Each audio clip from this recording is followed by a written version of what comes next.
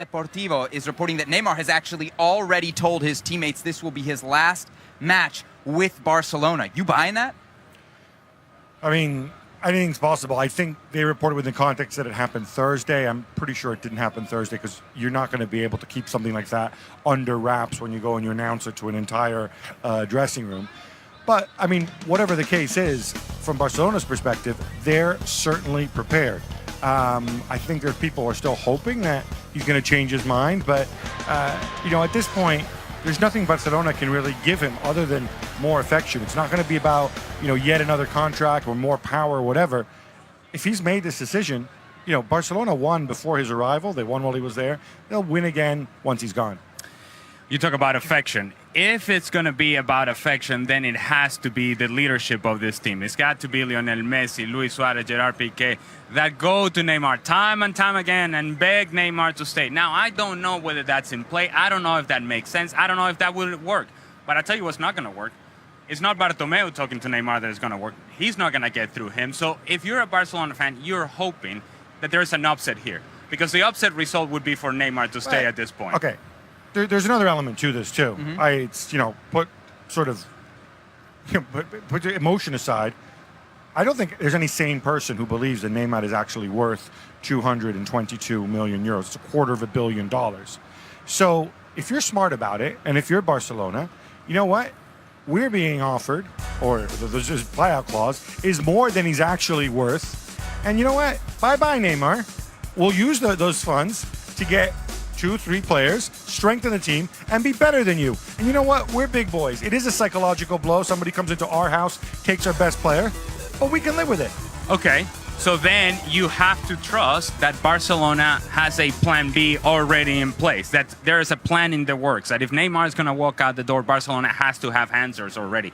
And I don't know that we can trust Barcelona to do that, given the recent history, because the history of what we saw last season is guys like André Gomez that did not really pan out, were not Barcelona players. Denis Suarez, is that the guy that is going to help you out? No, I just don't think that Barcelona at this point, it just feels like they're in a transition period, and they don't know whether they're coming or going. Meantime, Real Madrid is flying. Loading up. Loading up. They get rid of James Rodriguez, and somehow they get stronger. Dani Ceballos, they pick him out of the U21 European Championship. You got Marco Asensio still coming up. Isco still part of this team. Talk of Kylian Mbappe coming in. All these names are coming in, not many going out. It seems like Real Madrid is moving in one direction, and Barcelona is kind of standing still.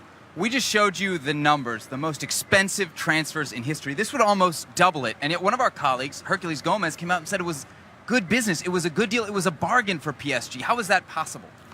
I don't think it's a bargain for PSG, but by the same token, PSG is in a very particular situation, right? So they have these very wealthy owners. They came in with these extremely ambitious plans.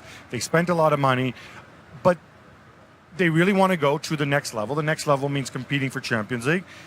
And it means that they're going out and they're getting the best player in the world that they can realistically get, because Messi and Cristiano are not realistic. And that puts them in the map in a big way. That's a big statement. On top of that, they evidently sold Neymar on their idea, on their project. I don't think it's just about money. I think it's commercial. I think it's about growing the brand.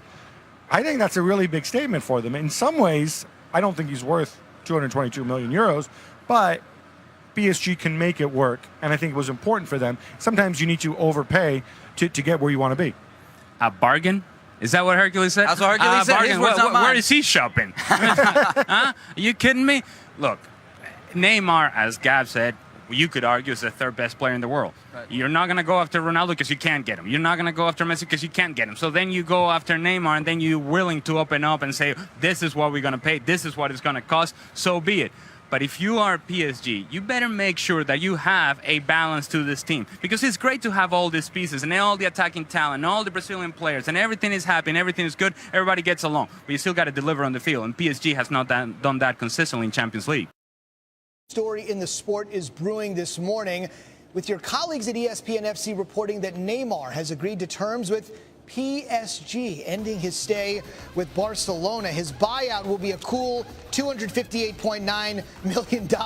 The source also telling ESPN FC that the deal is for at least 4 years. What's interesting is that Neymar is here in the States as part of Barcelona's preseason tour. So I wonder here from a macro level perspective, and Sebastian, let's start with you, the impact that this move is going to have.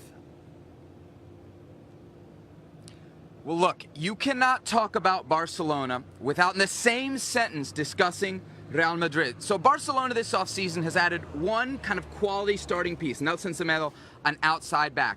Real Madrid has gone out, and yes, they've sold Alvaro Morata, they've loaned James Rodriguez, but those guys were bench players on Real Madrid. They're about to maybe add Kylian Mbappe, for me, the best young player in the world. They've also gone out and signed 7 very talented young Spanish players that they've brought into the fold. So if I'm Real Madrid and I'm looking in my rearview mirror, the gap between me and Barcelona, if Neymar leaves, is only getting bigger. That's a big worry for Barcelona. Yeah, it's a big worry for Barcelona, but what about the message you're sending with this if you're PSG? You're adding, and to me, this is a bargain. I know, Doug, you said it's an astronomical figure, but if you look, Romelu Lukaku, Paul Pogba, each win about 100, a little more than 100. You're talking about adding one of the best players in the world. Behind Cristiano Ronaldo and Lionel Messi, it's Neymar. There's nobody else. He's going to be the best player in the world sooner rather than later. This is a bargain for PSG. They're starting a dynasty, and this is the right move. No question about it, guys. They may not be done just yet. They have their eyes on a certain Arsenal superstar, Alexis Sanchez, as well. Maybe just the start of a spending spree for PSG. Extraordinary quotes. It must be said from their coach Unai Emery has come out and said, look, if we want to be competing for the Champions League, we've got to basically have a top 5 player. Alexis Sanchez, Mbappe and Neymar were after all of them. There was no, I don't want to talk about players who are at other clubs. He just steamrolled into the China shop and broke the whole thing. And it's weird because it's not even what you expect given Emery's personality. So much of this idea that this is gentleman's agreement where we pretend not to talk about other players and so on. I think they're making their intentions known. I think they really believe that they have a shot at Neymar. They evidently have been convinced that this is not just Neymar angling for more money and a better deal with Barcelona. I mean, he only got it a year ago, and they're coming out and they're stating their intentions. Personally, I like that honesty. I hate this thing where they all have to pretend, and then the minute the cameras stop rolling, you know, clubs get on the phone with agents and say, like, can you get him to do this or that? Is this not tapping up? What does that mean? Tapping up is this thing that's a silly thing that was invented in England. I mean, this is not, you know, we're in the off season. Every club does this. Every club normally acts to intermediaries. It's not as if Emery's showing up on Neymar's boat and saying, like, you know, putting his arm around him and being like, you know, look, you know, hello. But, you know, this is the real world. He's saying this is a target. We're ambitious, and we're basically going to confirm what's been in the papers for the past week. Is he right, Shaq? If he gets one of those 3 players, could PSG win the Champions League? Is it as simple as that? No, I don't think it's as simple as getting one of those players and everything else remaining the same and PSG go on and win the Champions League. But it is about building a club that everybody wants to come to. And I think having one of those 5 players is a step in that direction. So I understand the sentiment, and as a matter of fact, I fully agree with it. Now, the question is, how do they get one of those players? I mean, all they talk about PSG is about Neymar and in excess of 220 million euros. I mean, that is simply farcical, especially with everything else that's kind of going on in the game and the other rules that PSG, you suppose, have to abide by. What are you most excited to see? It's impossible to bring up the name of Neymar. Has been the name throughout the course of the week. The rumors, is he coming, is he staying, is he going, is he buying shoes, is he not buying shoes? What is Neymar doing? Well, of course, if he's not going to be on the field, that's the guy that you want to pay attention to. We know that Lionel Messi, what he's able to do on the field, but Neymar and the attention that he has attracted, we'll see whether he's really focused for this game. We'll see whether this game really matters to him. We'll see if this is his last game with Barcelona, and if that's the case, then perhaps it's an opportunity to see him for the very last time with Barcelona and then getting ready for PSG. The new member of the Barcelona squad, Money Green. I bet you can guess who that is. A champion from the Golden State Warriors. Our dear friend, Draymond Green, here to see his dear friend. Absolutely. Neymar Jr. Yeah. You guys have had a lot of fun this year. You were vacationing in Ibiza together. I saw those pictures. What's it like hanging out with Neymar in Europe? It's amazing. I mean, those guys are stars. Like, we see stars in America, and it's amazing.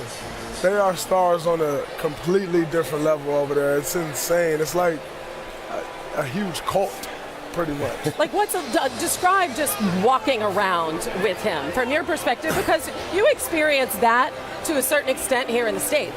Walking around with him, it's impossible. Like, he really can't go anywhere over there. I mean, these fans, or the fans over there, and I'm sure they've traveled here, they're incredible. I mean, the way they treat those guys, and obviously especially him being one of the top on the totem pole, it's a completely different level than I've ever seen in my life. Draymond, I've covered soccer for 20 years, and a lot of times the sport is viewed by the other sports in not the kindest of light, and I have seen the change the last few years. We spoke to Ndamukong Suh, and he talks about how the NFL players watch soccer and idolize these players, and I see it from the NBA. Have you seen that as well? Absolutely. I mean, you know, the NBA guys, it even goes as far as you walk into someone's room, Klay Thompson, all these guys, they're playing FIFA all day. It's at a different level. Soccer's growing here in America at a rapid pace. Relevant sports are, you know, really making that happen here. And I say over the next 5 years, you know, soccer is going to take on a completely different life here in America. What did Neymar and his teammates when you're in Ibiza, what did they say to you about the American game and how it's growing? You know, we talked a lot about how the American game is growing, and a lot of these guys, they want to build their brand over here because it's a new market for them. You know, these guys for the last 5 to 10 years, they can come over here and no one will know who they are. Within the next 5 years, they'll be bigger than anyone. As we watch Barcelona take the field, there he is. Your friend Neymar, of course, he has eclipsed all of the headlines during this U.S. tour. Give us a sense of what he's been going through in terms of his decision-making and being ruled by Paris Saint-Germain. I think it's a tough decision. You know, for him, obviously, PSG is a great opportunity for him to have his own squad and different things of that nature. I know with the money that they're paying, we've all seen it. It's incredible. But, you know, you're playing in Barcelona, one of the best teams in the world, you know, so it's tough. You're winning every year, playing with Messi every day. I mean, it's a different thing. But one thing I know about him is he's one of the biggest competitors I've ever met in my life. And so with whatever decision he makes, he'll take that into consideration. And some have said that he doesn't want to play in Messi's shadow and let his teammate, Gerard Piqué, told me that he told Neymar, we can be like the Golden State Warriors. We can have superstars and win together. Do you think that Neymar believes that that's possible? I mean, I think he knows it's possible because they've continued to win. Golden State, I think we're pretty good. But those guys, I mean, they're great. You know, they're winning that in every cup they play in. So, you know, it's a great thing to see. Obviously, we're witnessing history, whether he stays, whether he goes. It's kind of very similar to decisions that LeBron makes. Right, you see it on that scale. Certainly it is on that scale for soccer fans as this ascendant star who could change the future of a franchise is making a big decision. What factors do you think he's taking into account? I think he's taking into account, you know, the decision of having his own team. You know, that's big for a competitor, to have your own squad, to propel a squad forward. I think he's taking that into account. Any human being would take the money into account, you know, so that's a big deal as well. But at the end of the day, I think it's just gut feeling. You're going to go with your gut, whatever you feel that is right. That's the decision you'll make. I'm interested in seeing the decision that he makes also. I want to know real quick, does that, if Golden State Warriors and Neymar stays with Barcelona and make them the Golden State Warriors, does that mean Cristiano Ronaldo is LeBron James? There we go. Let's go. Come on. We love to make the comparisons to NBA and soccer because they are almost parallel in a lot of the ways. And we see Kyrie Irving getting out of the light of LeBron James kind of as well with the Neymar situation and Messi. Cristiano can be LeBron. That's great. I think LeBron is the best player in the world. He's amazing. But Neymar beat Kevin Durant, who's the champ. Oh, so we'll go that way. Yeah! You knew that was coming. I was trying you set him I up. put it up. Let me ask you a question. Neymar with Messi, Can Neymar be the best player in the world as long as he plays on the same team with Messi? I mean, I think that's tough because you may never get the credit you truly deserve. Now, however, Messi is 30, so, you know, he may be on the descent, on the decline soon. Maybe that takes, into a factor. But when you're talking to a guy like Messi, he's one of the greatest to ever play this game. So it can be tough. However, those guys are great. It's all about winning championships, obviously winning the Confederation Cup and all these different things. So we'll see what happens. But if he goes to Paris Saint-Germain, so on the upside, he is the man, right? That's his franchise. He'll get all the credit. But if you look at the talent that's around him, certainly it doesn't compare to what's here at Barcelona. So how do you weigh those factors? Well, I think you definitely have to weigh those things in. But once again, we're talking about LeBron. In 2007, LeBron may have took the worst team we ever seen in the NBA Finals to the Finals. And you're saying Neymar could do that? I think he can do that. You look at how talented he is. He changes a game in a heartbeat.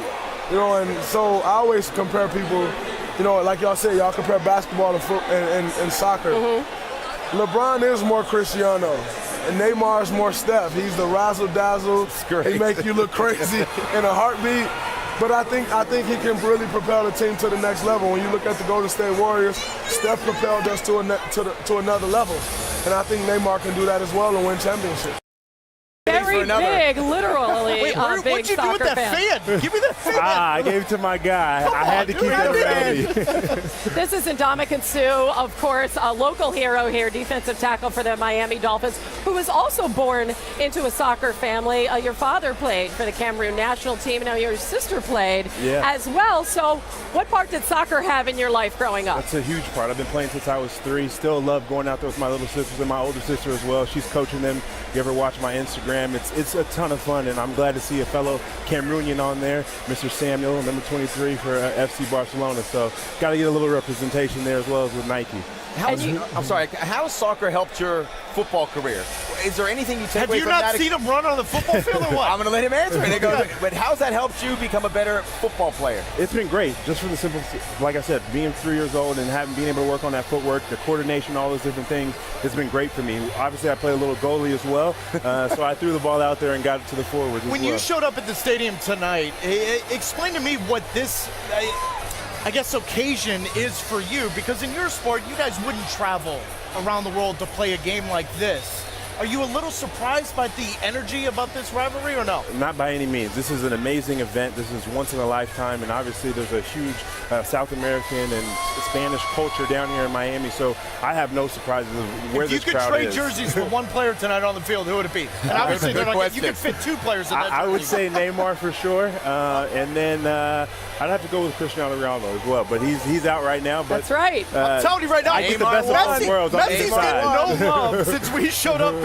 You got to go for the guys that are here, right? So I'm loving the Neymar. You went all the way to the middle of the Amazon to go to the World Cup. I mean, not even the easiest venue when you went to the World Cup in 2014. I know you went there with your dad.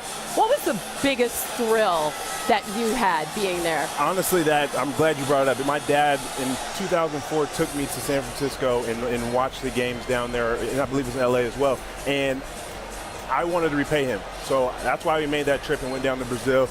I told him we'd go anywhere, and that's why we went to Brasilia as well to go see Cameroon and Brazil play against each other. It was a great time. Just spend a father-dad time, and obviously Nike took care of all of us, and we had some events, got to be able to go into favelas, give back to the kids, and have fun. It was a great experience for me. We can ask him the J.J. Watt question. Did you see J.J. Watt with the Manchester City jersey? That's why he made sure he's like, by the way, get my size right. Yeah, no question. Why do you think so many other athletes, because we have some football stars here tonight. We have some huge stars from the NBA that are here as well. I mean, LeBron James and Melo's here tonight. Serena Williams is here. What is it about other athletes that draws them, you think, to the sport of soccer? Honestly, I think it's just the ultimate respect that we have for the other athletes. Because you have Serena, you want to go and support her and see her craft and see those people in their element, and you're just amazed. Obviously, we're blessed to be in our positions to play at very high levels, but it's awing to just go and watch somebody else in their own craft, in their own stadium, stadium and stage and see those things. So I think that's a lot of the main reasons why guys come out and support, and it's friendship. I think there's guys that know each other and there's cross promotion, and you guys want to come support. How many guys on the Dolphins are playing FIFA when you guys get timed out?